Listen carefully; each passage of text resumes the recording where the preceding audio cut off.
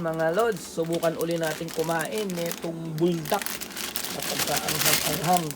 Pero sa ngayon guys, ang gagawin natin, hindi ko ilalagay lahat yung sauce niya. Konti lang para makain ko kasi masasayang siya mga idol. Kung hindi ko man kakainin ito, masasayang lang siya. Kaya ngayon, itong maanghang na ito guys, hindi ko ilalagay lahat, konti lang para makain ko kasi sayang. Mahal-mahal ng bili ko tapos hindi ko lang makakain. Diba mga idol? Kaya yan, luan natin. Ito lang ang almusal natin guys. Pero parang ang kaunti, isa lang. Kasi nung nakaraan, grabe. Kinabukasan iba ang dating sa sikmura ko ng lahat. Kaya ngayon, yan lang natin. Noodles lang tayo pero ito konti lang ilalagay ko, mga yan lang siguro guys. Ito lang nilalagay natin. Hindi natin kaya yung anghang, masyadong maanghang siya. Even though marami akong sili dyan guys, iba't ibang klase yung sili ko dito.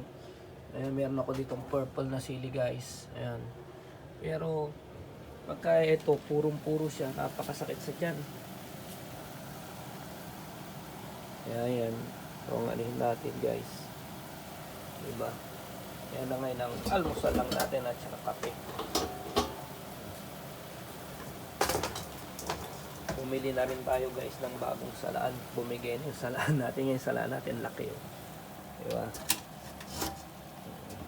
Ayan, salaan na rin yan guys. So, diba? Ayan, sasalain natin siya guys. Pwede na yan. Napakuluan na. Ayan guys. Diba? Ayan. Konti lang ilalagay natin guys. Yan na.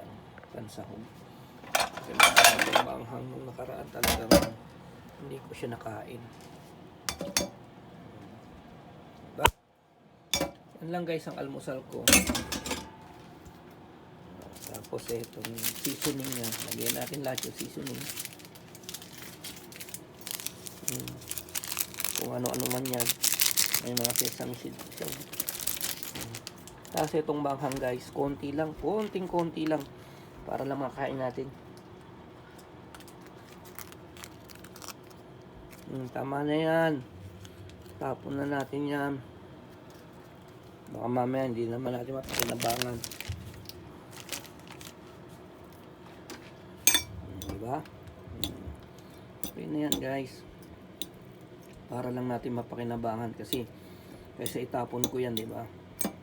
Tara mga idol, kain tayo. Mukbangers na. Wow.